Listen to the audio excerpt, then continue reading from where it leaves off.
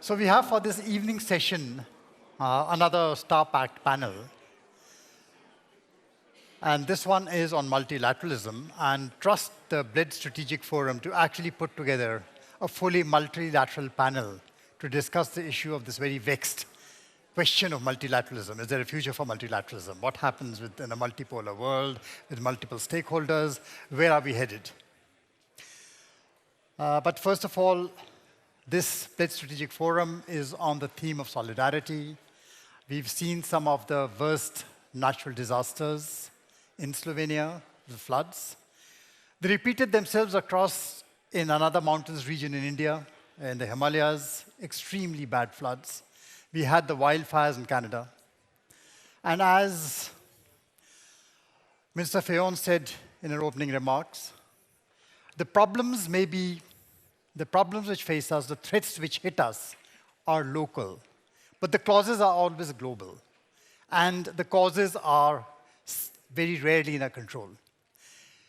And so how do we move in a situation like this? How do we plod forward when we are living in a very divided world? So I'm not going to take much time. We are really short of time. We've overextended our time. So I'll start calling our panelists one by one. So let me begin in this order.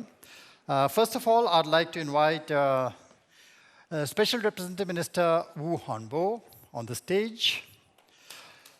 He is a multilateralist himself. He's been former Under Secretary General and now Special Representative of the Chinese government on European affairs. Howdy. Nice to meet you. Come. Sit right. Next, we have Minister Mélanie Joly, Foreign Minister of Canada. Welcome, ma'am. I'm seeing you again after Raisina dialogue. Yes. Thank you so much. Good to see you. Come.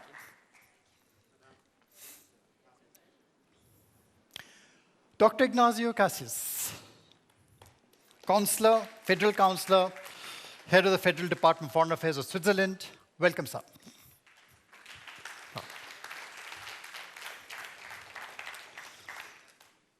And of course, our hostess, Deputy Prime Minister Tanja Fajon, who gave us her excellent opening remarks, inspiring speeches, inspiring words. Welcome, ma'am. I'll next call upon Minister Park Jin, Foreign Affairs Minister of South Korea. Again, an old friend of India, have been visiting us very often. Thank you, sir.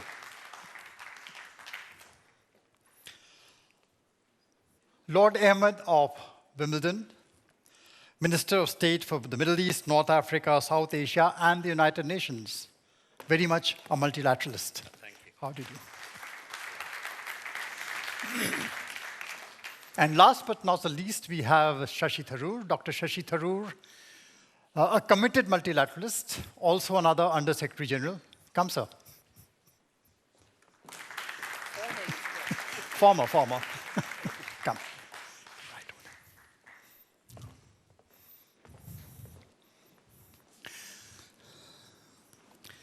So we are actually starting this panel bracketed between two multilateralists. And I'm going to be the disruptor here and throw questions at them randomly. But there is some method to the madness. We have, let me start with the hostess, Deputy Prime Minister Fajon. You were at Raisina in 23 this year, early this year. And you spoke something about a fragmented world, that the more fragmented the world is getting, the more divided it is getting. And that is the kind of world we started living to inhabit, the more divisions are happening. So in this kind of situation, when we are living in a completely fragmented order with a multipolar world in disarray, and we haven't seen this kind of disarray in a long, long time, we are talking of supply chains getting reconfigured. We're talking resilience in supply chains. And connectivity actually has become a problem. Connectivity is no longer a strength. What is the future of multilateralism? It's a very complex question, but thank you. It was something that we've been discussing in length in India, in a Raisina dialogue, And it's great to see some of very familiar faces that we've been discussing the same topic. I have to say that I had a great experience and maybe a privilege in the last year that I visited many parts of the world and discussed with many partners during the campaign for the Security Council. Why I'm saying that, I realized many things.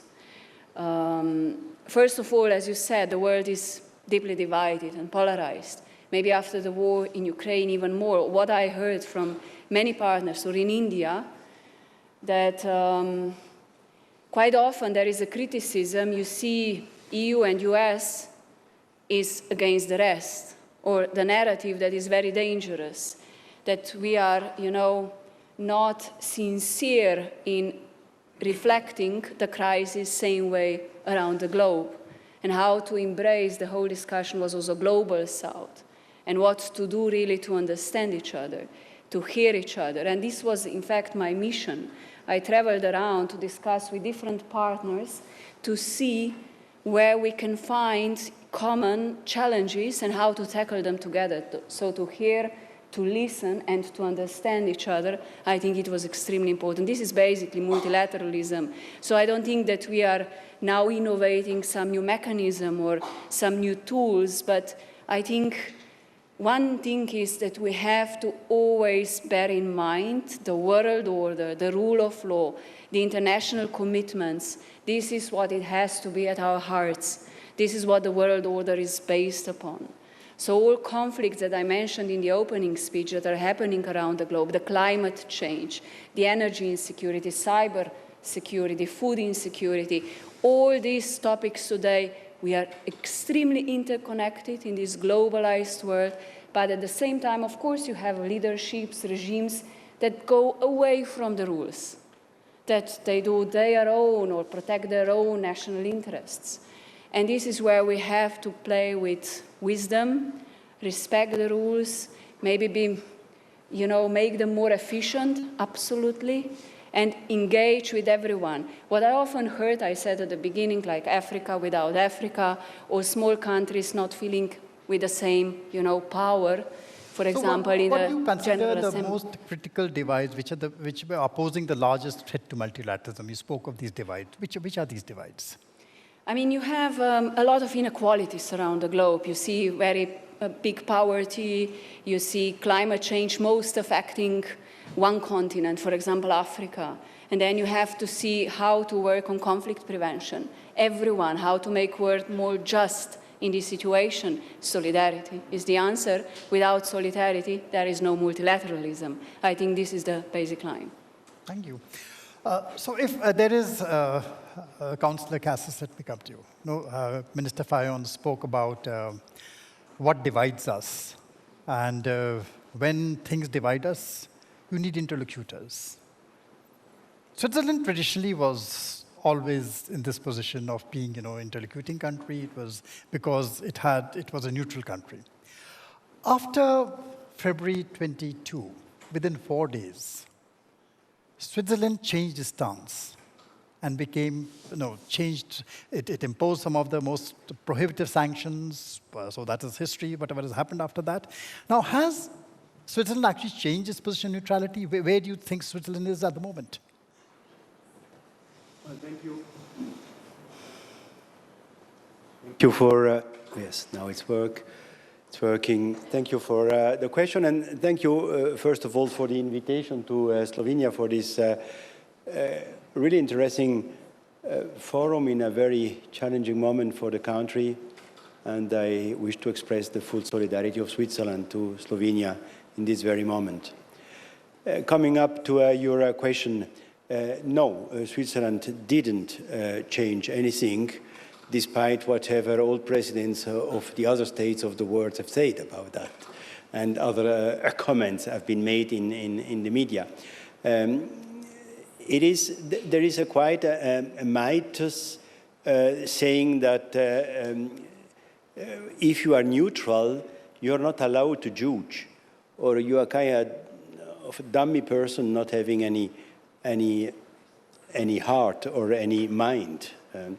Well, this is not the case for Switzerland. Of course, we have a constitution, we have the values that are written in the constitution, and neutrality does just mean that we cannot deliver weapons, we cannot deliver troops, we cannot apply to a military alliance like the NATO or things like that.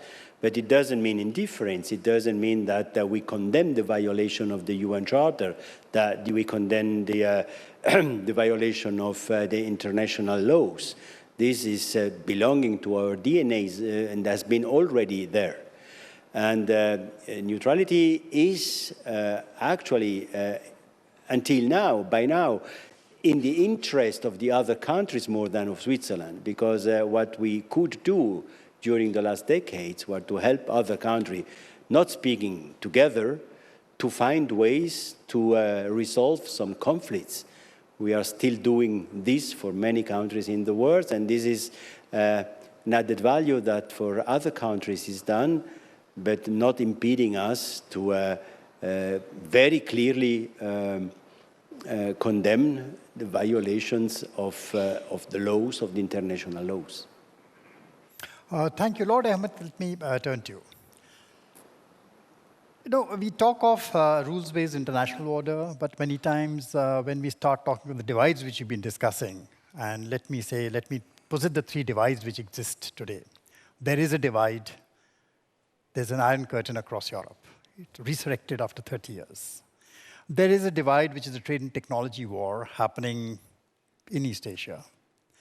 Trade technology war between the US and China, which is the bamboo curtain which has come up. They're still trading, but across the bamboo curtain.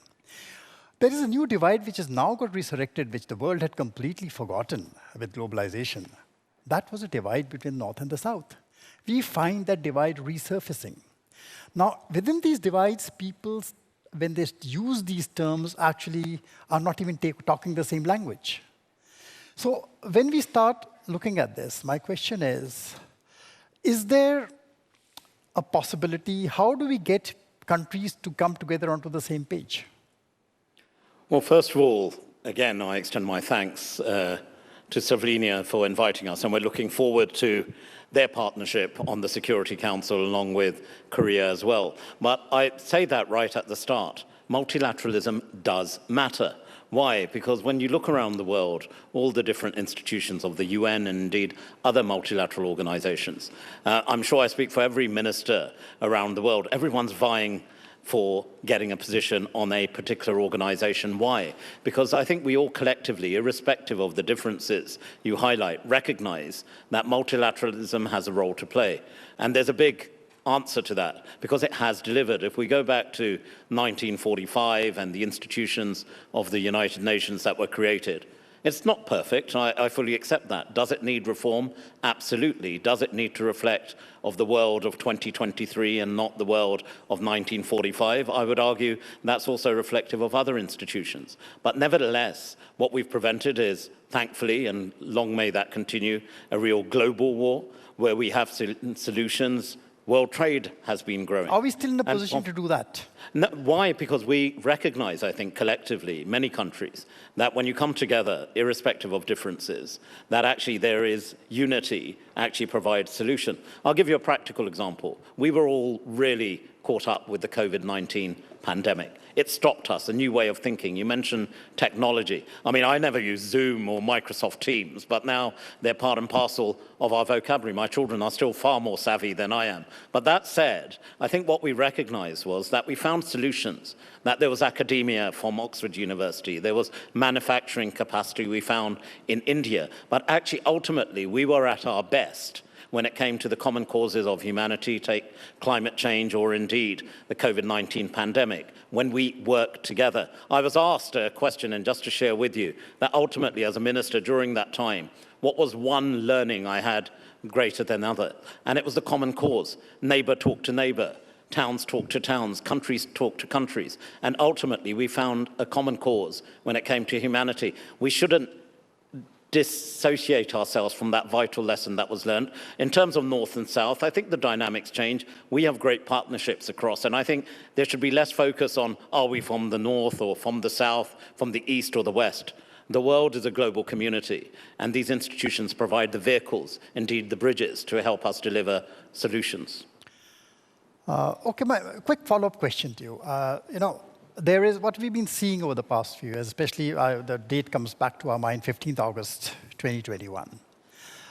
There was the North and the South were practically united on the question of the fight against terrorism. The global world was one. Everyone kind of collaborated on this. Countries came together. Then suddenly things changed. Now, is it that the transatlantic partnership has become shaky in its interests, is vacating certain geographies and giving space because it is focusing attention on different problems, a different divide, which is much further east and which has now come to be planted, another divide which has come to be planted right in the heart of Europe? Well, I think first and foremost, I'd say the transatlantic partnership is very much a living partnership today. It's changed, it's evolved. We've seen a wider grouping when it comes to transatlantic issues, and we've seen the dynamics change, especially on the continent we're currently in Europe. However, we also recognize that there's changing dynamics when it comes to countries from Africa emerging, countries from Asia, particularly India, as a growing economy. It outdoes Britain now in terms of its size of economy. And I think, coming back to an earlier point I raised, we need to recognize, whether it's the transatlantic partnership with Europe, that there are now countries emerging that have an important role to play on the world stage. And we're seeing that directly through some of the partnerships we're forging. And I think there's other alliances we have. The United Kingdom leads on the Commonwealth. We need to reignite and generate more dynamism in these organizations. And ultimately, the litmus test will be for an organization, how effectively does it deliver? And as I said earlier, we've seen the United Nations, notwithstanding the calls for reform, which we support on the Security Council, indeed on other institutions, reform to the World Bank rules, reform to the IMF. We need to look at the OECD and how that operates.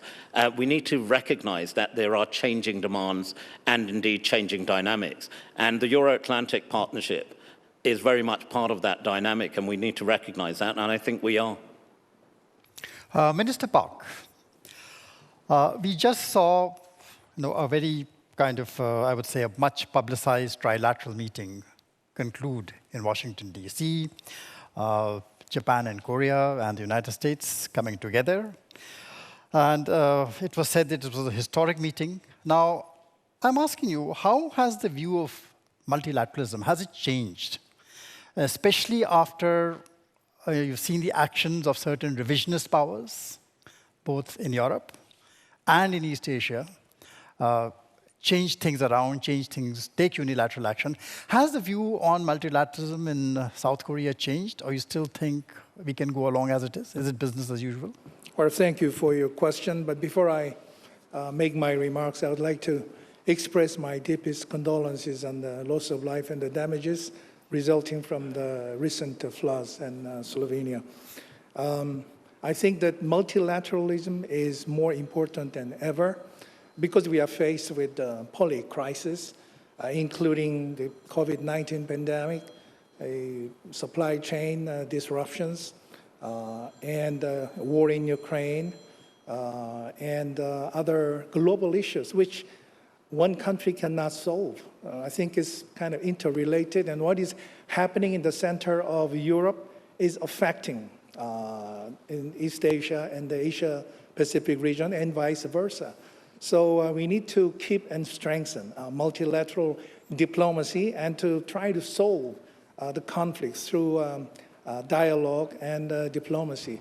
So Korea, under the Yoon Suk-yeol government, has made a commitment through our global pivotal state initiative that Korea would try to contribute to freedom, peace, and prosperity of the world based on the core values that we believe in, which is democracy, free markets, rule of law, and human rights. So based on these common values, Korea, United States, and Japan got together in Camp David recently to discuss how we can cooperate together to commonly respond to the global challenges and to contribute to a better world for the future.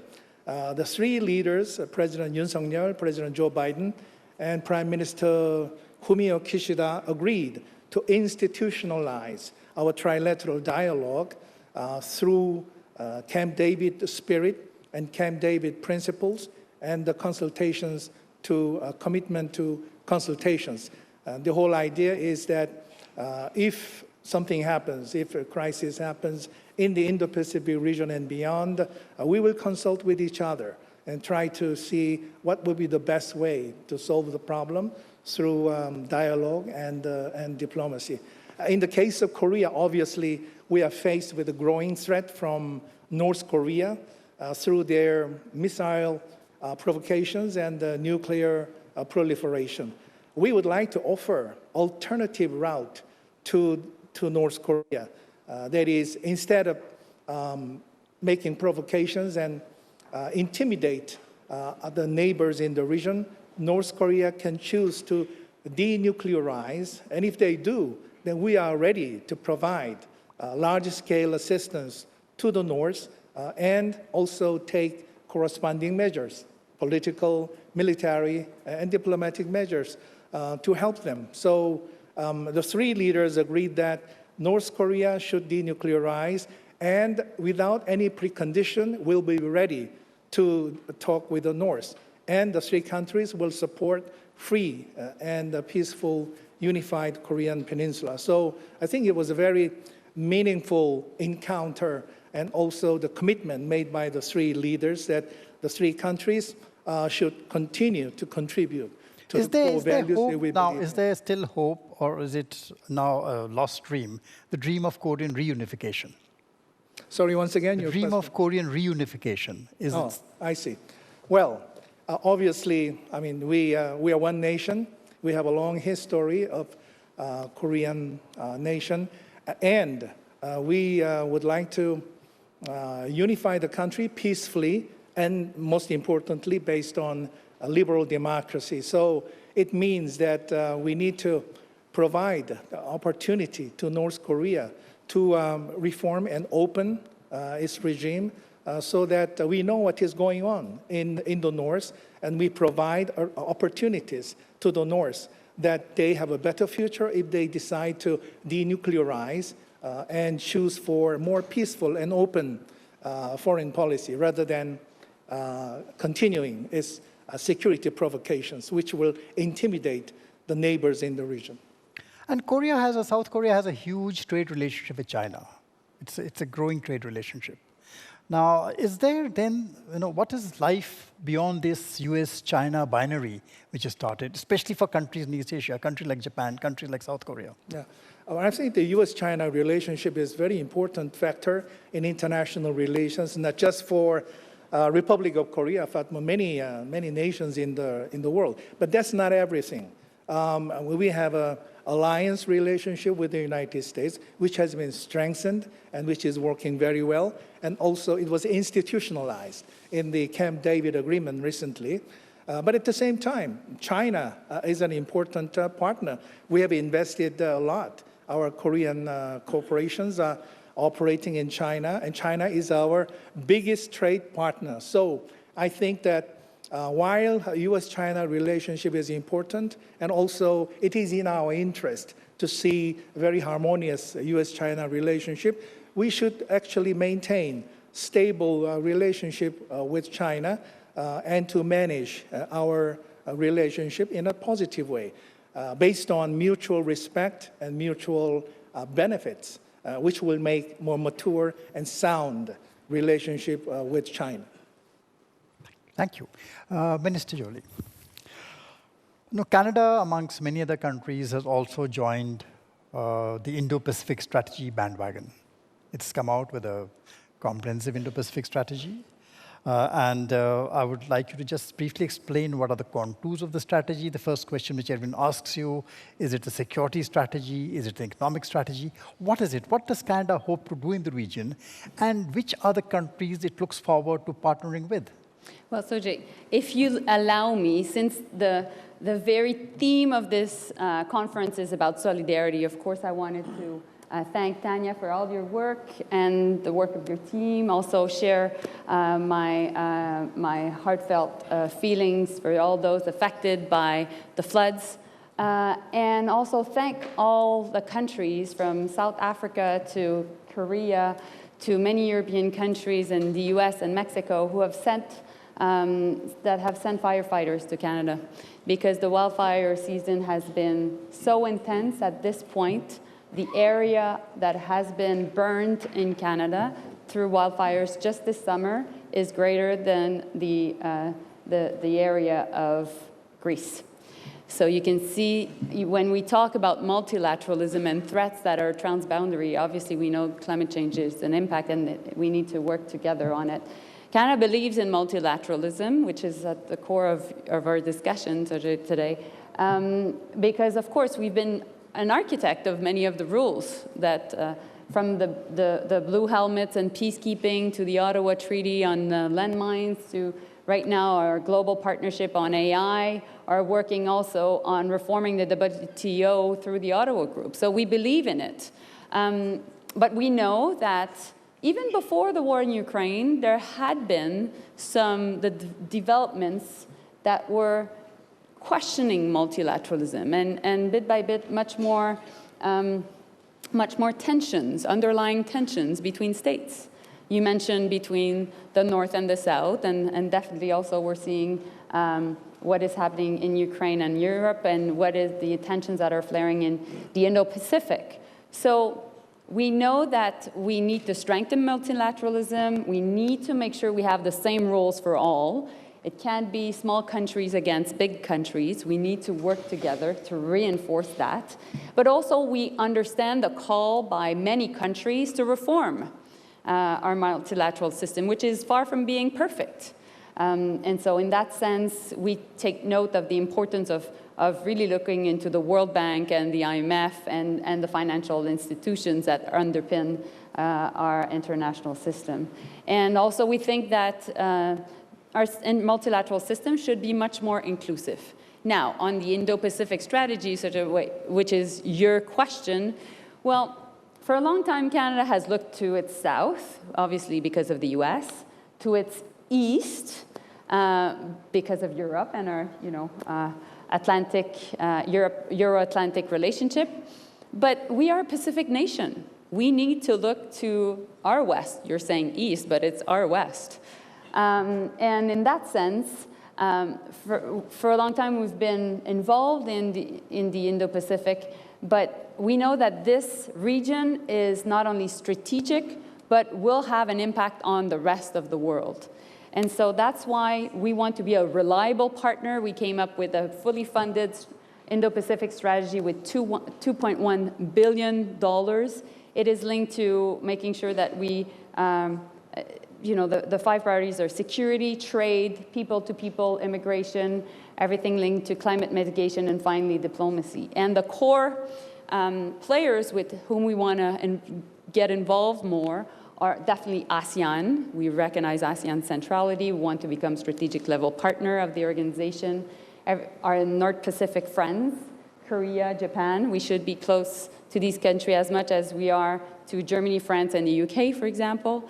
Also India, we want to have a constructive relationship with India.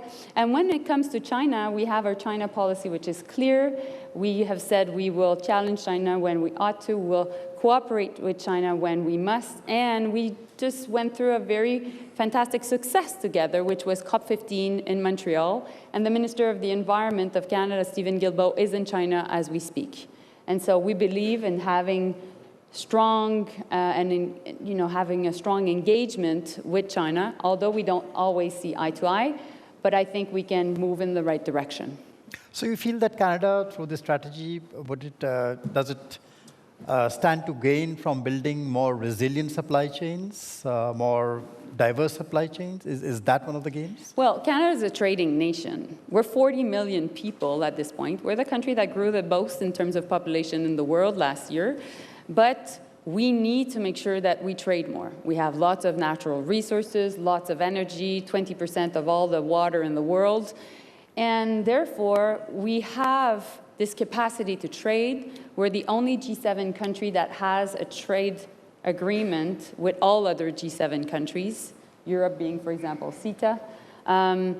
And within the Indo-Pacific, we're part of CPTPP, which is the biggest economic infrastructure of the region. We're part of APEC as well, part of ASEAN. So we want to make sure that we have more trade. We know that there's $100 billion worth of trade between China and Canada.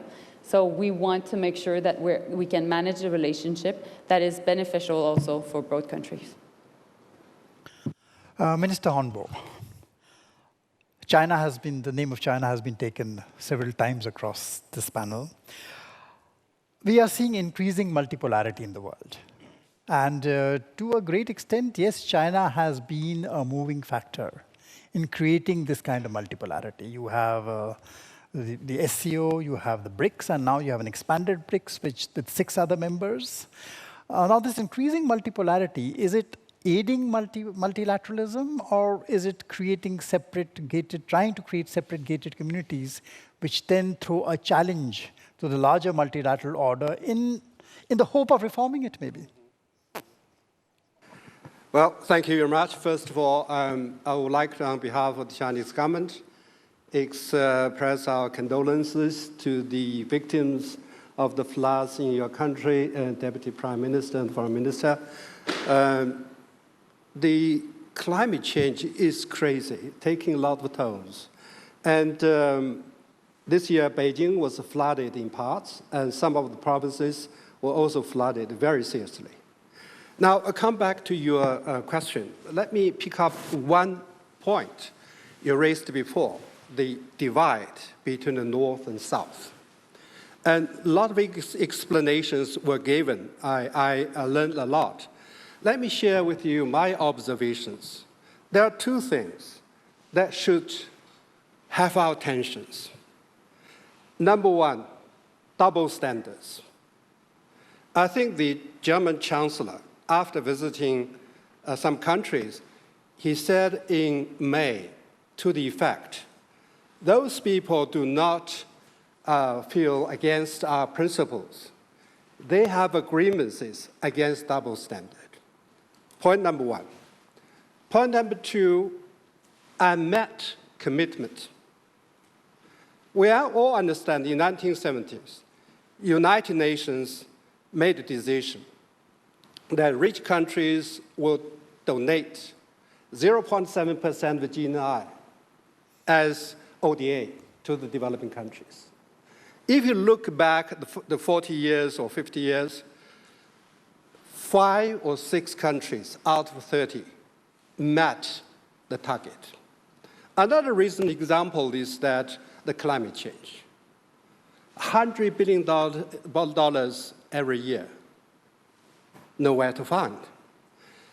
So that's why the Secretary General was saying the distrust between the global North and the global South is mounting. So this is my point. About the development of multilateral polar world and multilateralism, what kind of a relationship between the 2?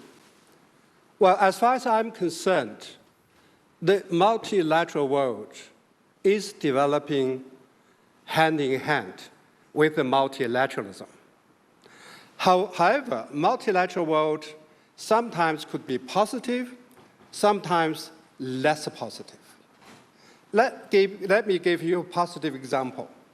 Recently, the BRICS had a summit in South Africa.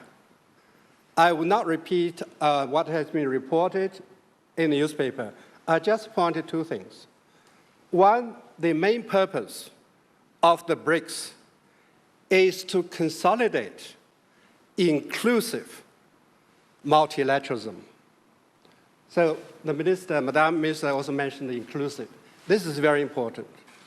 If a group of countries, they do not present inclusiveness, it's an extremely exclusive group, then it will not help the multilateralism. And secondly, if you read the 6 countries, look at the 6 countries, new members of BRICS, 4 from the Middle East. We all know the complexity in the politics in that region.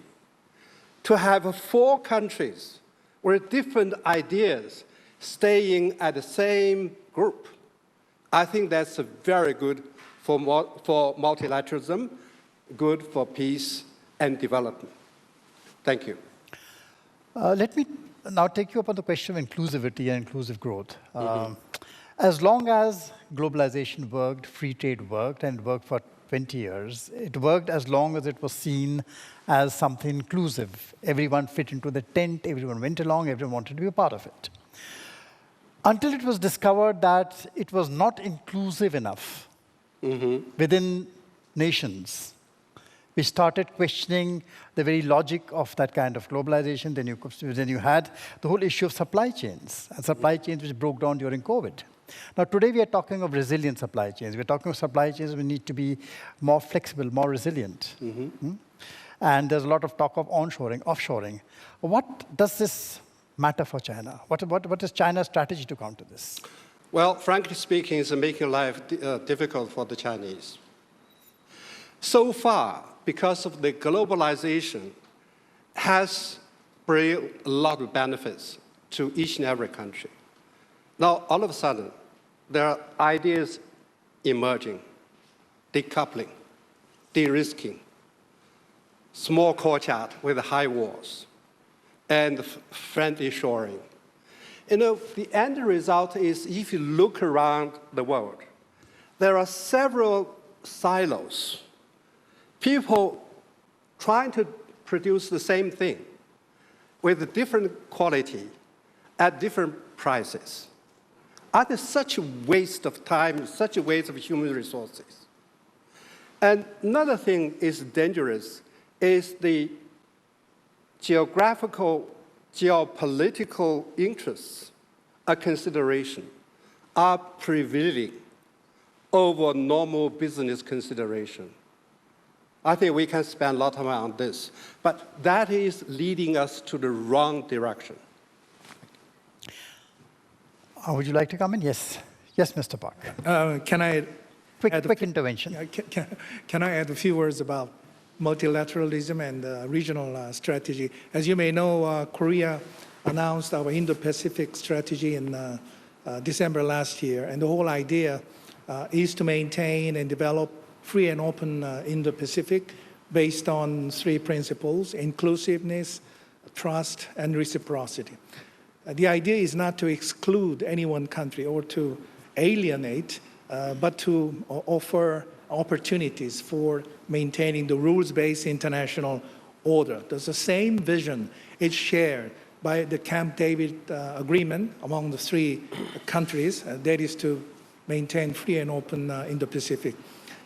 But at the same time, as I mentioned, we think that Northeast Asian kind of community of nations, including Korea, China, and Japan, is also important. So we would like to prepare for a trilateral summit meeting, possibly within this year, as we have done before. And it was interrupted by the COVID-19 pandemic for several years. But we would like to introduce, again, good cooperative relationship among Korea, China, and Japan. It's very important.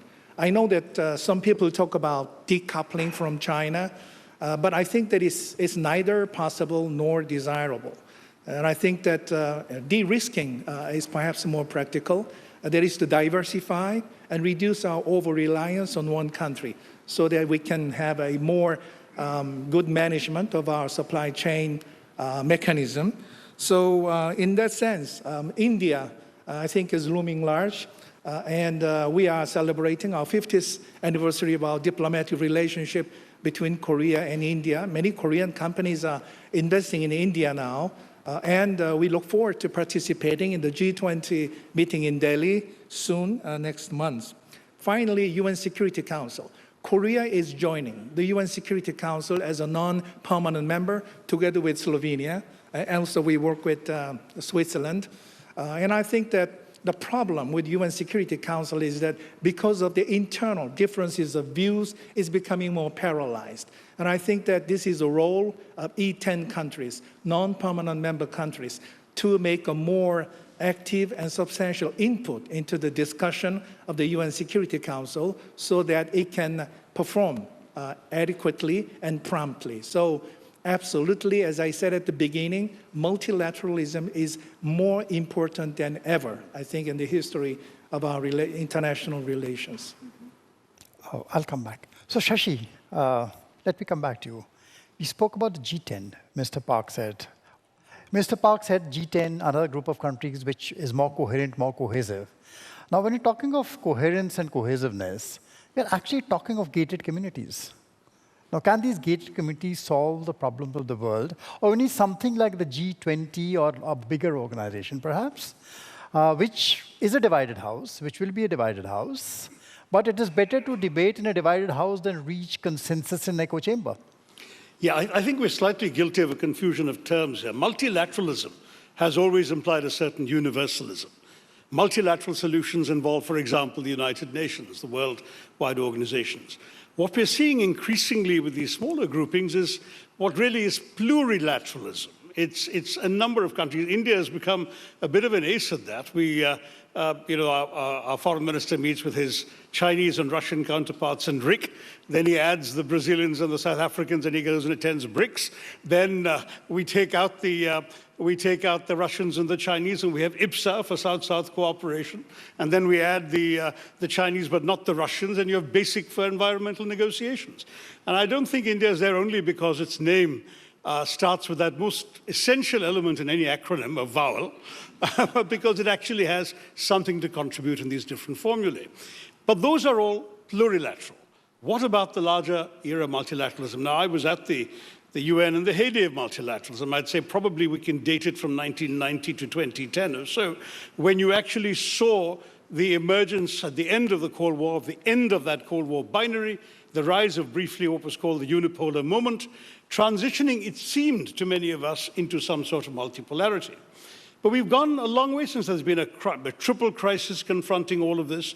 You've seen a crisis very much of legitimacy, of representation of the universal bodies. It's already been alluded to, but the Security Council, where a handful of Western countries has 50% of the voting strength, whereas, let's say, 54 African countries have 2 seats out of 15. Or you can look at the IMF, where literally 5 countries have 38.8% of the voting strength, and you have more than half the world's population getting about 3%. So you've got a real problem in terms of the crisis of representation in the world.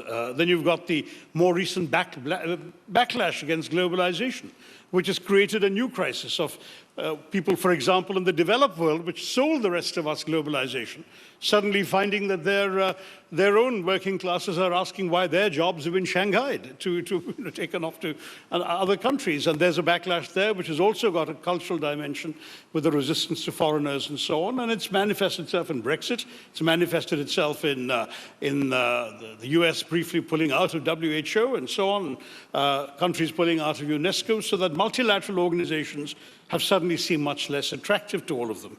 And in this kind of world order confusion, there is a crisis of the collective. And the rise of plurilateralism is actually a reflection of crisis, not so much of the joyous verities of multilateralism. Because if you're going to be sitting around in smaller groups at a time when the world, as the Korean foreign minister just said, needs multilateralism more than ever, how are you going to get there? The honest truth right now, Sunjoy, is that... Shashi, an agnostic plurilateralism, the kind you say certain countries like adopt, will be part of grouping A, will be part of grouping B. Is an agnostic plurilateralism the substitute of straddling the way forward to straddle some of the divides we've spoken about? Are these the countries which will be in a position to straddle the divide between the North and the South, between the East and the West? But I think if you phrase it that way, you still have to look at the broader... Look at the recent geopolitics of the world, right? We've had both the pandemic and Ukraine dramatically demonstrating to us how much multilateralism is under crisis. The pandemic and our failure to respond to it as ideally we might have liked. Even at the regional level, even within Europe, the first reaction was to throw up the barriers. Suddenly the whole Schengen agreement, which was such a dream for European integration, disappeared. There were borders coming up between Schengen countries. Poor Italy became the first European country to get COVID. What did the European neighbors do? They shut it down. They actually wouldn't let people, medicines, etc., travel into Italy. I know they recovered from that, but I'm just saying we saw a world in which the first reaction to the pandemic everywhere was every nation for itself. Today, I'm sorry to say, Lord Ahmad, Britain is about to throw away vast quantities of vaccines because you essentially ended up acquiring 3 times more than your population needed to vaccinate your people against COVID, whereas African countries waited and waited for vaccines and never came.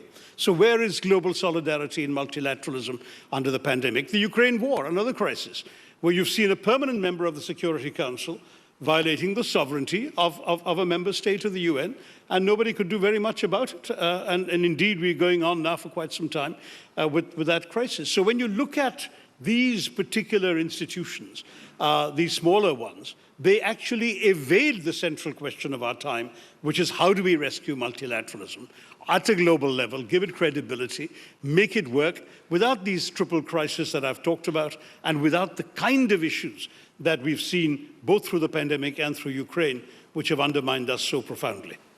So we have 3 interventions. I'll bring them in the order I've got them. Minister Mélanie, you go first. Well, just to go back on the question of multilateralism and what it means, I think we know that multilateralism is being questioned, but fundamentally behind it, it's institutions that are under strain. And so we think that we should invest even more in the UN institutions rather than taking them for granted. We are planning to make sure that there are more Canadians part of the UN, part of the different organizations from Nairobi to Rome, etc. And at the same time, we understand the need for reforms. Indeed, you mentioned Africa. It is important that Africa has a really strong voice within the UN, within the G20, within many multilateral organizations. But fundamentally, we need to make sure that there is no paralysis, because when paralysis happens bit by bit, it's the very credibility of the institutions that are affected. So that's my first point. Second point, we know that there's a battle of influence between different countries and different battlefields, particularly in Asia and Latin America and Africa. We know that. What we think is at stake is the stability of the world. So it is important that although we don't see eye to eye with countries, that we can keep channels of communications open. And so in that sense, we need to invest even more in diplomacy. It's like prevention and going to, whether you go to the emergency room or you actually invest much more in prevention. So it is good that you have a breadth of countries in front of you that don't necessarily always agree, but at the same time that we can agree on certain aspects of communications, particularly the questions of climate change, global health, development of AI, things that are linked to the benefit of humanity, because if we don't, and if we fall into much more that battle of influence at the very core of what we do, well, you know, we're not doing the right work for the next generations. Lord Ahmad, you are raring to counter Dr. Shashi Tharoor.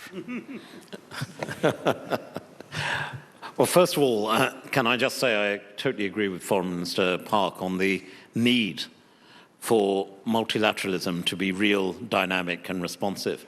And the question I would pose almost to everyone here is when we talk about the challenges and we talk about the the whole multilateral world, where do the challenges come from? Who constitutes the multilateral world? It's the members themselves. That polarization, that stagnation, that conflict arises because one member of a grouping, as opposed to another member or a collection of groupings, oppose each other. One sort of starting point, if we are to reform and reform effectively, is to ensure that multilateralism means irrespective of difference. And there's going to be difference. I mean, by God, I've got a big family, and boy, do we have differences. But in the multilateral world, we have those differences, accepting them. What is the common premise? Shashi mentioned rightly the whole issue of COVID. When the initial challenge of COVID came about, what was it? It was the fear of the unknown. We didn't know what dynamic we were dealing with. And the natural inclination, it's human instinct, the barriers go up, whether individually or collectively as a country. But actually the realization, I would argue, that overcame that was that there was not one single nation that could provide a unique solution. Interdependency of humanity was the prevailing issue, which then allowed us, not perfectly, but to get those barriers lowered, to share common knowledge and then ensure that the manufacturing from one country, the academia from another country, the practical supply chains, which you've mentioned on a number of times, were dynamic and responsive. Did we comprehensively succeed? No. But did we address the major issue of the pandemic itself? I would argue yes, but also there were lessons learned on how we could respond more effectively and dynamically. And this whole issue of climate change, as we stand in solidarity with the people of Slovenia, and by God, I've again experienced just from one location to the other. I was saying to the foreign minister just now, getting soaked in the process. And us Brits are common, we understand rain. But nevertheless, climate change will not be resolved until each and every one of us recognize that there's a commonality that's required and a universality. And when we talk of reform, and I back what Shashi said, we have an organization called the United Nations, which for all its faults still provides a key area of discussion and forum. We have differences with the Russian Federation, but I sit in Security Council meetings with Russian representatives. Is it perfect in terms of exchange? Far from it. But the fact is the conversation continues. And each country, wherever we are in these regional groupings, I agree with Shashi to a certain extent that they've been strengthened because countries feel that their interests are not being served. I say to all those countries, and we're part of different grouping, we've joined the CPTPP and others as well, is to recognize, though, that it's the part of the whole, and we all have a component part to play in the reform of the international institutions. The IMF, the rules-based order that we all talk about, can only be reformed when we all recognize that we have a significant, pertinent, and pivotal and collective role to play. Now, this is getting very interesting, and I'm running short of time. So I'll just pose one question, and it has to be a very short answer from all of you. Then I'll just open it out for the audience. Whoever wants to respond. The question is, and this is what I posed to right in the beginning of the session to Mr. Fajon, which came out of the fact that, yes, and Lord Ahmad said, and we've all said that, okay, COVID, did it teach us interdependence, or did COVID actually fragment us more? In some ways, the world got far more fragmented after COVID, after the incidents which happened after COVID. And given that, now how do we get back? How do we get back if multilateralism succeed? And short answer, I want back to a world which is not so fragmented. Is it going to be plurilateralism which is going to move us forward? What is going to move us forward? Short, I can start right from this corner. Okay. Yeah. Brief point. Number one, we have to support United Nations. That's the largest intergovernment platform for multilateralism. Secondly, the major powers in the United Nations, in particular, the permanent members of Security Council, have to behave under the UN Charter. That is very important. Otherwise, we cannot convince other member states. Number three, all members of the United Nations should be treated equal. So talking about reform, the voices and representation of small and medium-sized countries should be increased. That's a priority. Number four, we should concentrate more on development issues. Now, talking about the politics, yes, they are important, but development issues are also very important. Without development, there's no security. Without security, there will not be development. They are intertwined.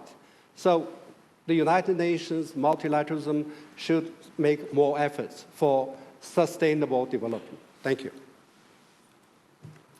Well, I think that COVID taught us that we needed to have a form of resiliency in our supply chains, that we needed to be not overly dependent on other countries in key areas. For example, in vaccines, Canada needed to manufacture vaccines again. And so that's just a key example. And that led also to some key initiatives when it comes to, for example, critical minerals, etc. Now, what we learn also is global health is something that we must work together. I'm not surprising you by saying that. And so having stronger collaboration, even with countries that we don't see eye to eye, is really important. And finally, I think that right now countries are facing just compounded crisis, polycrisis. We've talked about it. Tanja referred it also, and our Prime Minister referred it in his speech. So it's COVID, but also it's climate change, the impact of the Ukraine war. And so more than ever, what is at stake is the stability of the world. And so we need to work together. We need to make sure that we have pragmatic solutions. And you can count on Canada to be an honest broker and making sure that we bring a lot of parties to the table to undergo these reforms. Councillor Cassis, you've been a doctor. There are always been forms of multilateralism from an historical point of view, even during World War II, even in the centuries before. Global problems need global answers. And one of the first known global problems in the history of mankind is pandemics. Pandemics have always been global problems, and we had to realize already 200 and 300 years ago that we had either to stop the borders or to find other cooperation with countries. So I think it is not right to see or to think, or I would answer to your question, both are true. The pandemics have learned us that we are interconnected. See trade with China, for instance, just protecting masks. This is the best possible evidence of that. And secondly, it is a transmittable disease. We have to stay at home and to stop human transmission. And that it's not a political choice. It is a viral choice to do. But I guess, again, cooperation in the world, so it's not a question about multilateralism. We wouldn't have one, we had to invent one. We have one. We have invented it after World War II. And this one is old. It has to develop. And this is the very problem. We are not supported just to, we are not called to support just to support the UN. Of course, we have to support UN and to invest even more. But we have to help this international community to evolve in order to represent the world of today, which is not the world of 1945. And this is a reality we have to realize. This is true.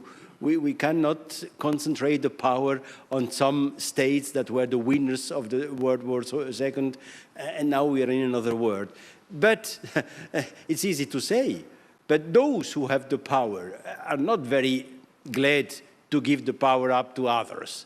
I mean, we are human beings. We have been human beings for centuries. And so this is the real problem, is how to put this discussion on a road that can be discussed. That is not generating some totally violent reaction because you put my power into question. But how to do with it? Nobody has the magic bullet until by now. Minister Fajon. Yes, thank you. I'll start by saying that values-based approach can help us a big deal. Values have to be in a way restored based on the UN Charter we've all been talking about. Restored and also put really in the front, because that brings us together when we are addressing together global challenges. Just look back to the extreme weather conditions. There is no single country in the world that cannot be today affected by climate change.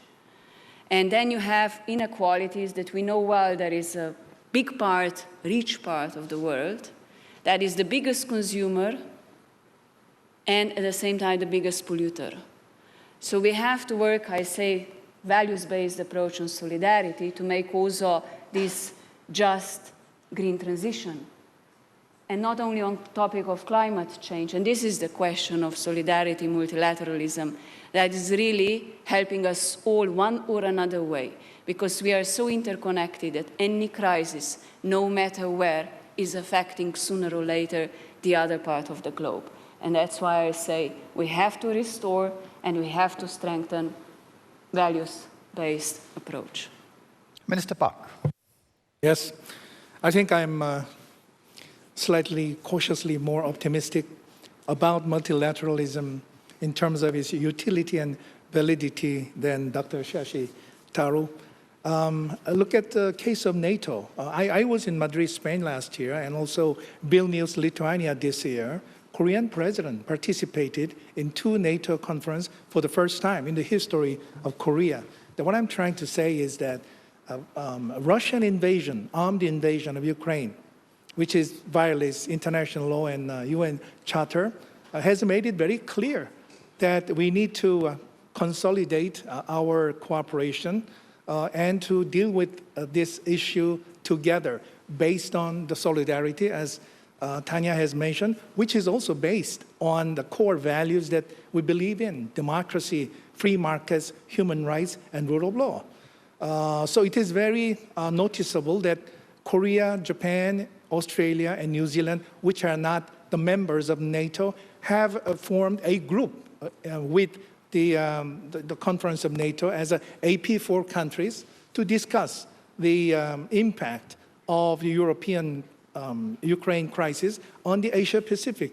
And we learn from your experience, the European view and European perspective on what is going on in this part of the world. So I think in that sense, BLED Strategic Forum is unique and very valuable from our viewpoint to learn about your views and your perceptions. Same is true in Indo-Pacific. As I mentioned, we announced the Indo-Pacific strategy last year. Many European countries are participating in the Indo-Pacific region. Germany, France, Minister Park, I'm sorry, Britain, running Netherlands, out of time. I'll need to interrupt Czech you. Republic. So what I'm saying is that we need to maintain and develop these multilateral efforts based on sense of solidarity, which will be founded on the core values that we believe in. In that sense, this forum is very important. I'm very grateful to the organizer. Thank you.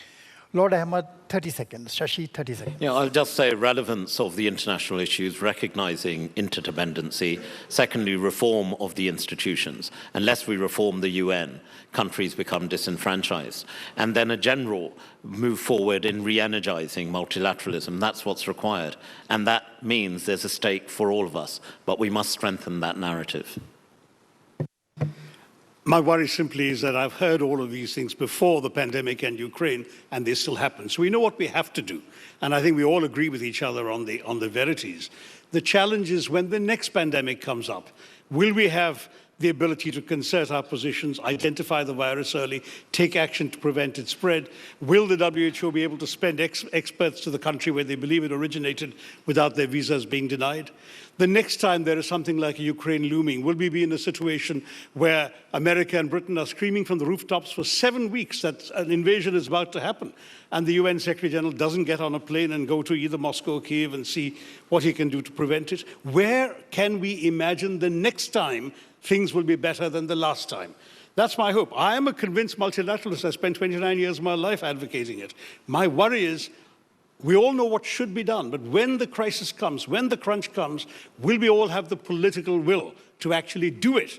Or will we see what happened over the last few years recurring? So actually, that's the concluding question. on a more heartening note, that's a more heartening note to concluding on and the right conclusion for this panel. Yes, there is a problem, but there is far too much at stake for multilateralism to really fail. And when push comes to shove, the world better find some way to get back to multilateral arrangements either through plurilateralism or whichever way they form, basically by misdirections, find some direction out towards multilateralism.